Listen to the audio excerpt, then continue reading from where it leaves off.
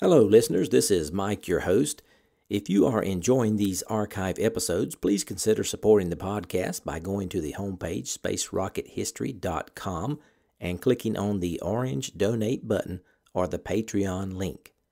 Hopefully, with your support, I can continue to release these archive episodes. Thanks.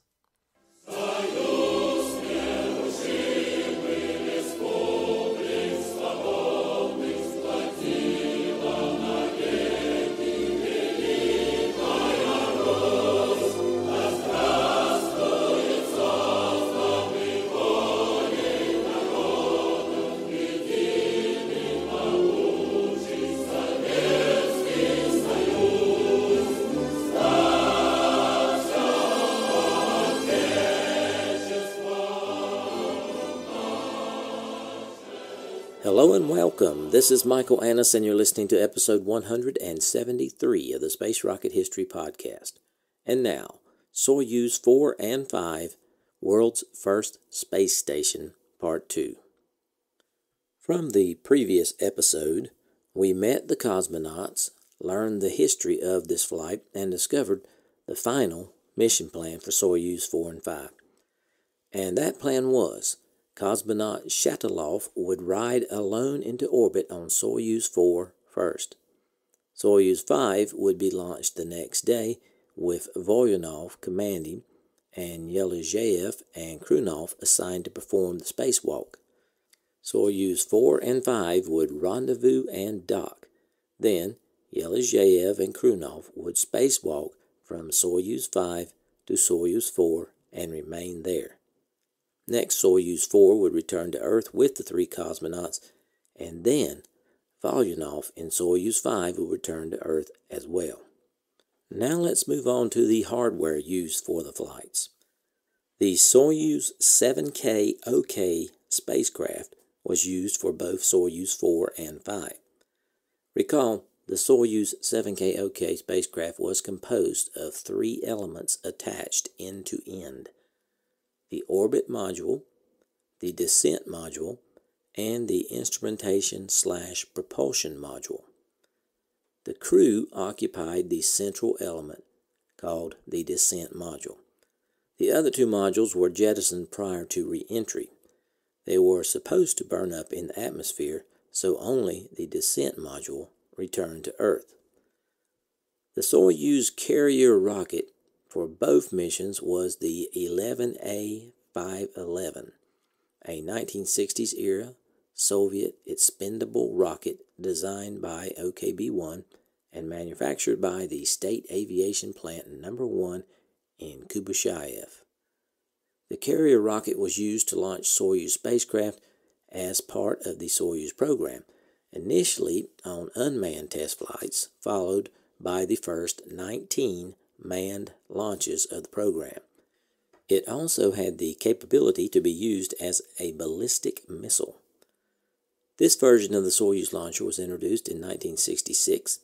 It was derived from the Vostok launcher, which in turn was based on the R-7 intercontinental ballistic missile. It was initially a three-stage rocket with a Block 1 upper stage. The new version introduced an uprated core stage and strap-on boosters, which became standard for all R-7-derived launch vehicles. Now, let's turn to the launch of Soyuz 4. Cosmonaut Vladimir Shatalov would become the Soviet Union's 13th spacefarer. His home telephone number ended in 13, and the launch itself was set for 1 p.m. Moscow time, which is 1300 hours, on January 13th, which also happened to be a Monday, which is traditionally regarded by Russians as a most difficult day of the week. Perhaps Shatalov anticipated a little bad luck during the days preceding his mission, but as it happened, Shatalov's only real bad luck transpired shortly after boarding Soyuz 4 on the morning of January 13th. Shatalov was part of the first launch scrub in Soviet space history. Despite temperatures of minus 24 degrees C and gusting winds, the fueling of the R-7 rocket proceeded normally, and Shatalov settled into the spacecraft and began running through his pre-launch systems checks. Minor irritations came in the form of voice communication dropouts whenever Soyuz 4's television camera was used, prompting it to be shut off. Then, with 9 minutes to go, a problem was detected within the R-7's gyroscopes, apparently related to the ambient temperature and humidity. By the time the problem was resolved, the launch time had slipped to mid-afternoon, and Shatalov had been lying on his back for over 2 hours. Moreover, with a mission whose planned duration was almost exactly 3 days, to launch at this time of day would produce a landing in the half-light of a gloomy midwinter's afternoon on January 16th. This was far from ideal for such a complex flight. Ultimately, mission rules decided the outcome. Fuel temperatures could not fall below -2 degrees C at night, or the loss of specific impulse would reduce the R-7's thrust by more than 5%. The managers therefore opted to postpone the launch. Shatalov concealed his disappointment well. As he was extracted from the couch, he quipped that he had just set a new record for the world's shortest spaceflight and the very first to return to the exact point of liftoff. Years later, he admitted to an interviewer that despite the run of 13s, he was not an overly superstitious man. His quick wit, superstition, and disappointment aside, a number of potentially serious challenges remained. Although Soyuz had been designed to touch down on solid ground and was capable of performing a water landing, unmanned experience had shown that it might not be totally waterproof, and indeed could sink. The chances of either Soyuz 4 or 5 splashing down somewhere in the ice-covered Aral Sea were estimated at only 0.003%. But, erring on the side of caution, recovery forces dispatched rescue helicopters and a trio of B-12 seaplanes in readiness for such an eventuality.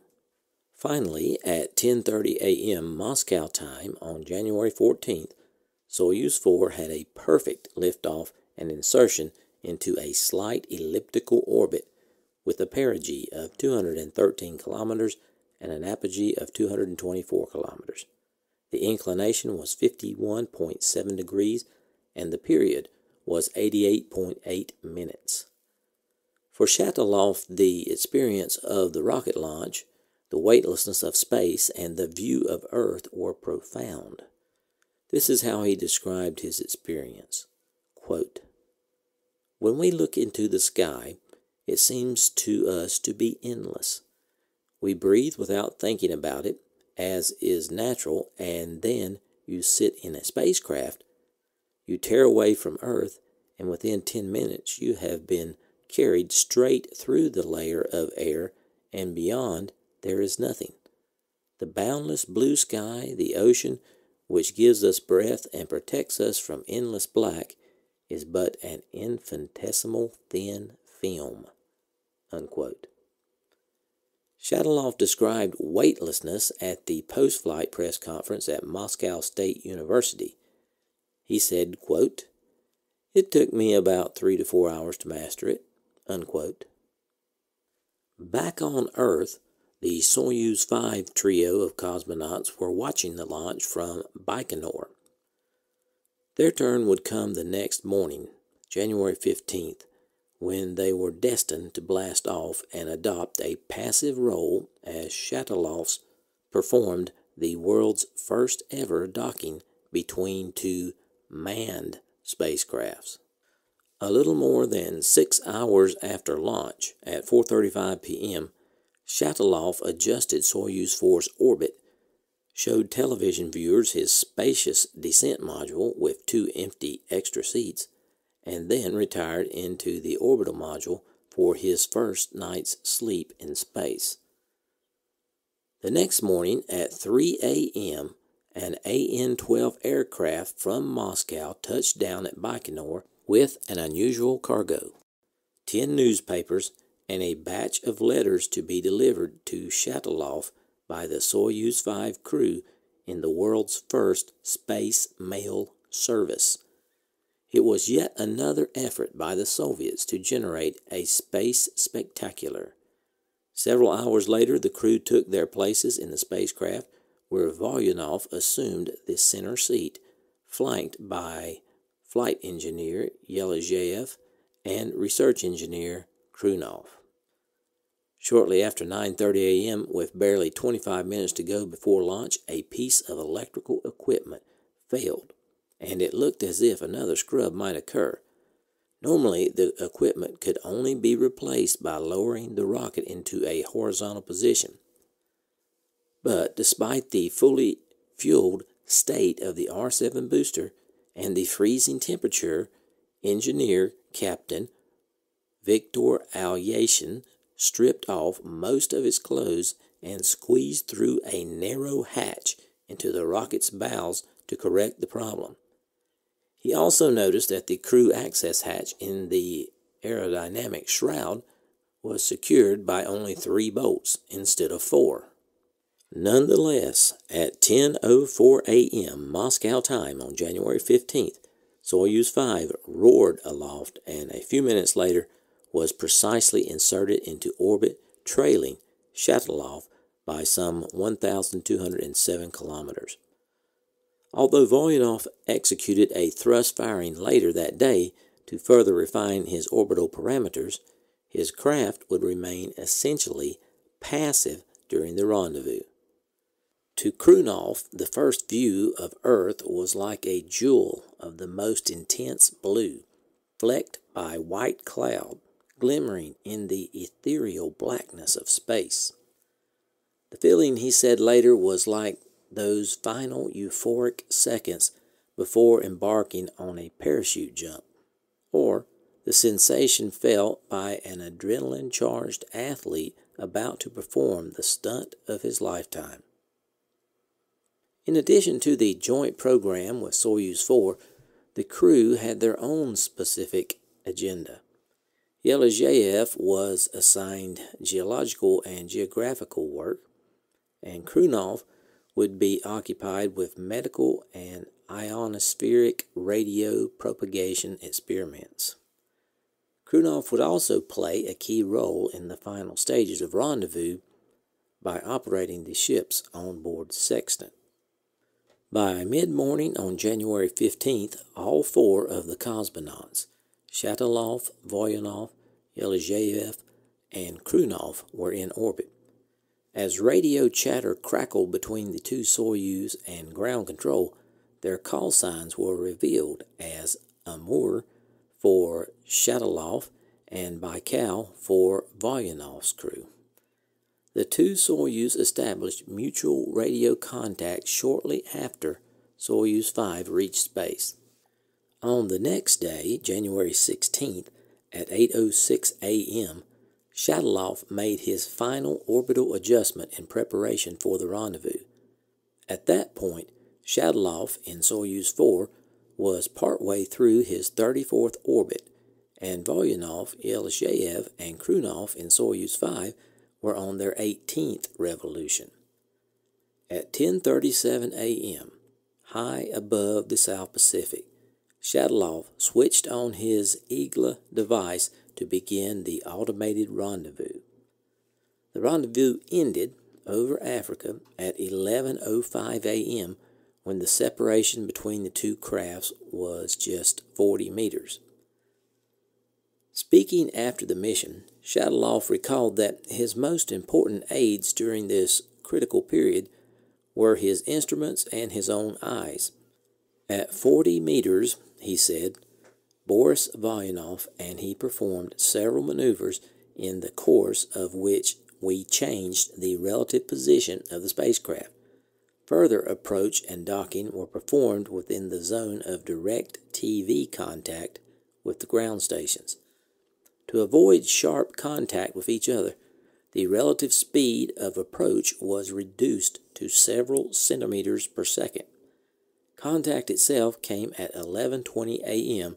as Soyuz 4 and 5 flew above the Yevpatorio Control Center in the Crimea. Now that we have docked, let's move on to the spacewalk. The spacesuits worn by the two cosmonauts during their daring ship-to-ship transfer were quite different from the one worn by Alexei Leonov during his spacewalk in March of 1965, which was covered in episodes 55 and 56. On that occasion, the burr-cut or golden eagle ensemble was stiff and it ballooned dangerously as Leonov tried to re-enter the airlock, and by the time he returned inside the Voskhod 2 cabin, he was drenched in sweat, breathing hard, and exhausted. By contrast, the Yastreb or Hawk suit of Yelizhev and Krunov were more flexible, benefiting from a complex array of lines and pulleys for dexterity, and their life support and environmental control units could be worn on either their chest or shins to help them get through the small hatch of the Soyuz orbital module. The spacewalk required a considerable amount of self-awareness and demanded every ounce of energy and stamina that Krunov and Yelizhev could muster. Although Boris Volyanov was on hand to assist them for a while, checking their life support and communications gear, and helping them to secure their gloves, the time inevitably came for him to retire to his couch in Soyuz 5's descent module, seal the hatch, and depressurize the orbital module. It was with this experience and more than 2 years of preparation under their belts that, at 12:43 p.m. Moscow time on January 16, 1969, Krunov and Yelizhev finished donning their spacesuits and began the greatest engineering challenge and the biggest thrill of their lives. Krunov was the first man out. He swung open the hatch and floated into the void barely an hour after the docking. The spacewalker's departure was not entirely trouble-free. One of Krunov's oxygen hoses became entangled, and he accidentally closed the tumbler of the suit's ventilator. Although he succeeded in freeing it and solved the problem, the need to help his partner distracted Yelizhev, who forgot to install a movie camera outside the hatch. As a result, the world was denied film of the spacewalk and had to make do with a poor quality video transmission. Yet Krunov and Yelizhev's spacewalk was an impressive feat. By 1:30 p.m., both men were inside Soyuz 4's orbital module, the hatch of which had been automatically cranked open by Shatalov, and then they assumed their new places in the descent module. Not too surprisingly, no evidence of any of these problems appeared in either cosmonaut's official recollections. In fact, Yelizhev's failure to set up the movie camera was saved by Krunov, who assembled a still camera inside Soyuz 4 orbital module. This camera only yielded a few grainy images from the joint mission. Still, both men told a press conference at Moscow State University on January 24 that their Yastreb spacesuit had performed well. The ventilators and heat exchangers worked effectively, and they experienced no fogging of their visors from condensation. This is how Krunov described his spacewalk. He found that the easiest way to move in space was a hand-over-hand progression using rails attached to both spacecraft. He said, quote, "Moving along the rails in this way, I approached the camera. Then, gripping the rail with one hand, I removed the camera from the bracket and disconnected it from the onboard electric mains. Then, walking on hands in the same manner, I moved along the outer surface of the assembled space station and entered the compartment of Soyuz 4. End quote. Krunov's misleading reference to the combination as a space station was endorsed by Yelizhev, who went further by stressing that, quote, the choice of the method of transfer through open space rather than by means of a tunnel was not an accidental one, end quote. Not everyone in the Western world was fooled. Time magazine pondered the Soviet space station ambitions, but American astronaut Deke Slayton, for one, remained skeptical. In his autobiography entitled Deke, Slayton pointed out that the space station comparison was sort of a stretch and speculated that the Soviets were simply trying to upstage Apollo 9, an American rendezvous, docking, and crew transfer flight scheduled for launch several weeks later.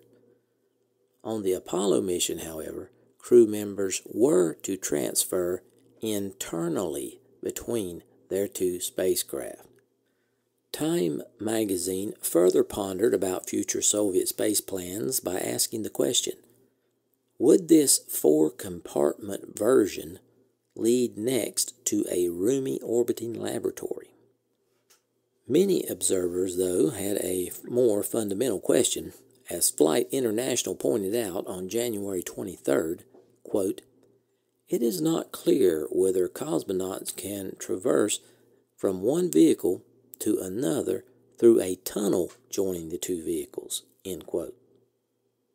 Now, this was the crux of the debate over whether Soyuz 4 and 5 represented a true space station. Left unsaid by the Soviet news agency TASS was the reality that those four rooms, the two orbital modules and two descent modules, though electrically and mechanically mated, did not permit internal transfer from one spacecraft to the other. At 3:55 p.m. Moscow time, 4 hours and 35 minutes after docking, the two spacecrafts separated and Shatalov in his Soyuz 4 fired its thrusters to pull away. The next morning, Shatalov initiated re-entry and he, Yelizhev, and Krunov descended through a wintry blizzard and thumped onto the snowy Kazakh steppe at 9:53 a.m., located southwest of the coal mining city of Karaganda. Shatalov, whose performance during the rendezvous and docking was later described as exemplary, became the first cosmonaut to maintain a running commentary during the ballistic fall to Earth, using a VHF antenna embedded in the hatch of the descent module.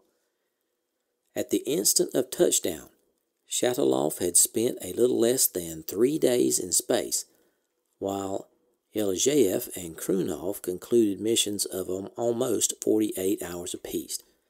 Despite landing in a blizzard with 24 to 30 inches of snow on the ground and temperatures of minus 37 degrees C, all three men were safe and were picked up by helicopter within minutes. Only one item remained to complete the mission: the return of Volyanov in Soyuz 5 safely to Earth. However, that was easier said than done. The main concern over Soyuz 5 return was anticyclonic conditions at the landing site, coupled with frigid temperatures hovering at close to minus 35 degrees C.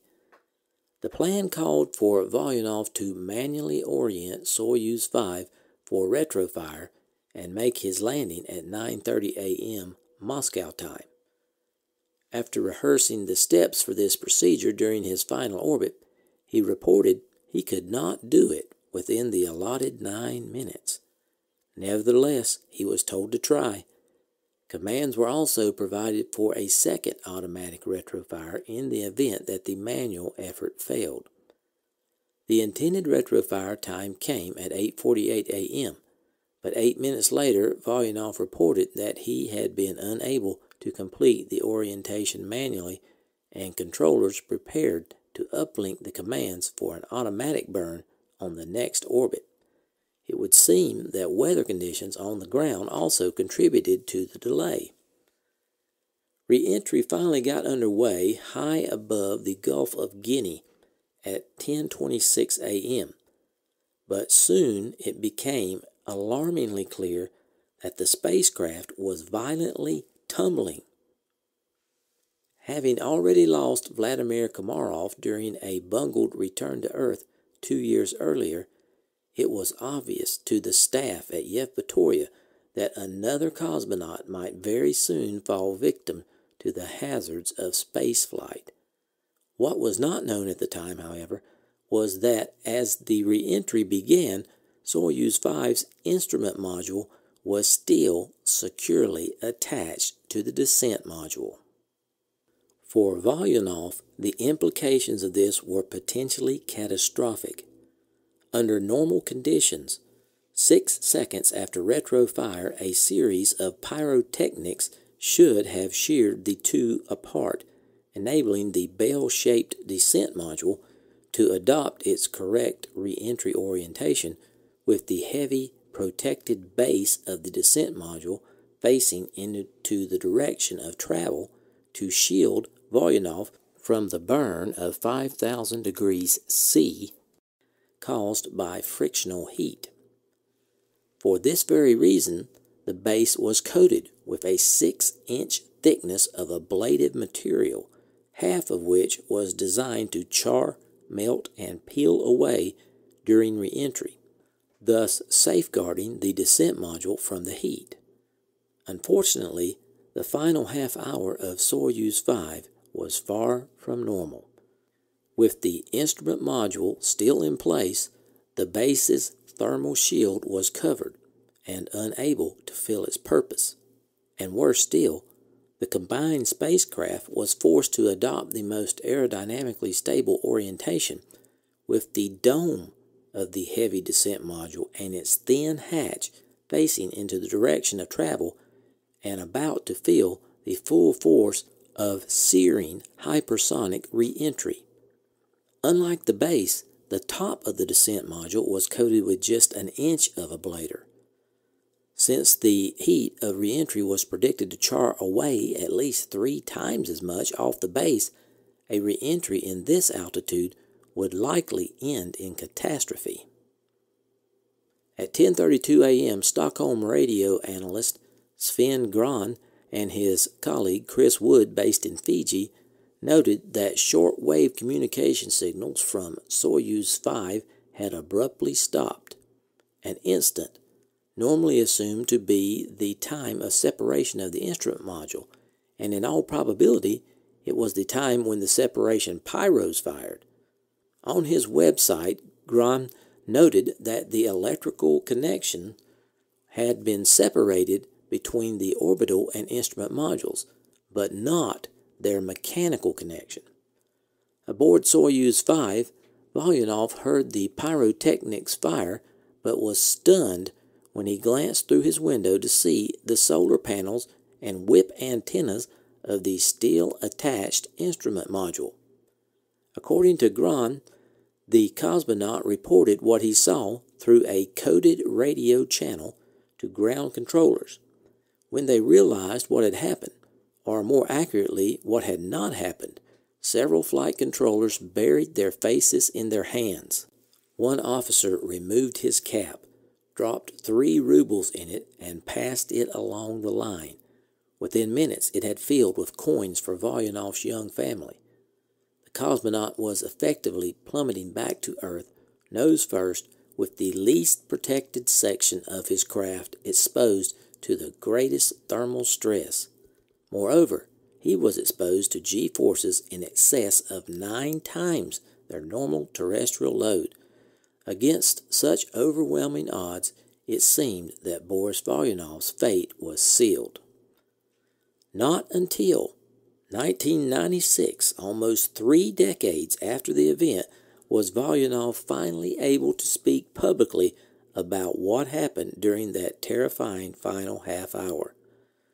Rather than being pushed back in his couch, as would be expected in a normal base-first re-entry, Volyanov was pulled outward against his harness.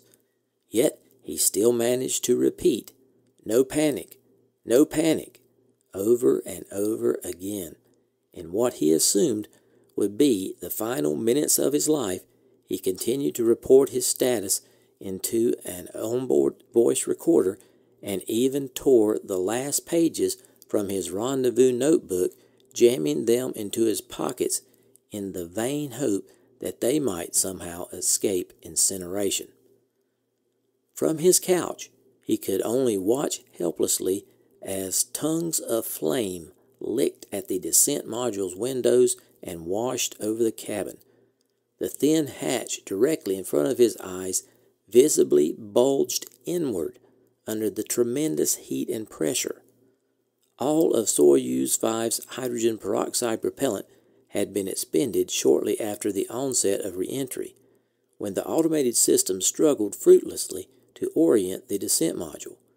Gradually, the intense heat, a heat which Volyanov, clad only in a light flight garment rather than a pressurized suit, could physically feel, began to melt the gaskets which sealed the hatch, and the cabin started to fill with noxious fumes. He clearly heard a roar as the propellant tanks in the instrument module exploded with such force that the crew hatch was forced inward and then upward like the bottom of a tin can, together with a prolonged and disturbing grinding sound as the stress of deceleration took their toll on the unusual configuration. Finally, the struts holding the instrument module severed, and the two modules separated, and the descent module offset center of mass caused it to assume a base-first orientation. It tumbled violently as it fell ballistic. The descent ended at 11:08 a.m. with a touchdown close to Orenburg, hundreds of miles off target in the snowy Ural Mountains. Despite having endured and survived one of the space program's most terrifying re-entries, the cosmonauts' ordeal was not over. Heat damage and tumbling had caused the Soyuz 5 parachute lines to entangle, and as a result, their canopies only partially inflated. Moreover, one of the solid fuel soft landing rockets in the module's base failed to fire, resulting in a particularly hard touchdown. So hard, in fact, that Volyanov was torn from his couch and thrown across the cabin, breaking several teeth. As the noise and vibration of the last half hour was replaced by absolute silence, stillness, and bitter cold of a late winter morning in the Urals, he could reflect on how lucky he was to be alive. The temperature outside was close to minus 40 degrees C, and the superheated metallic surfaces of the spacecraft now hissed in the snow. Volyanov knew that he was far from his planned landing site and would have to wait several hours for rescue. On the other hand, spending hours in a Soyuz 5 in sub-zero conditions would mean certain death. He clambered outside and, spitting blood and bits of teeth into the snow as he went, set off in the direction of a distant column of smoke until he reached a peasant's cottage, where he took refuge, knowing that the rescue party would find the spacecraft and then follow the tracks of his boot prints and blood. Through a mouthful of broken teeth, the traumatized Volyanov had just 4 words for his rescuers. "Is my hair gray?" You would think the story ends there, but there is just a little more. On January 22nd, just 4 days after Volyanov's hard landing, the cosmonauts were placed in mortal danger again. Moscow wanted to honor the new heroes, and while the cosmonauts were traveling to the traditional Kremlin banquet from Vnukovo Airport in a motorcade, right at the Kremlin's gates, someone hoping to kill Brezhnev fired on the motorcade. But he fired on the wrong vehicle. 8 shots were fired at the car carrying Beregovoy, Leonov, Nikolaev, and Tereshkova. Their driver was killed, and a motorcyclist in the motorcade escort received a minor injury. But the celebration at the Kremlin took place as if nothing had happened. In conclusion, for all the doubts over the validity of the space station claims, Soyuz 4 and 5 did become the first manned flight to exchange crew members in orbit. Had this daring and intensely risky mission been attempted as intended 2 years earlier, it would have cleared a major hurdle in the Soviet goal of reaching the moon. But by the end of 1968, Apollo 8 successfully orbiting of the moon made the joint flight of Soyuz 4 and 5 look to the rest of the world like a stunt and a mere shadow of what it might have been.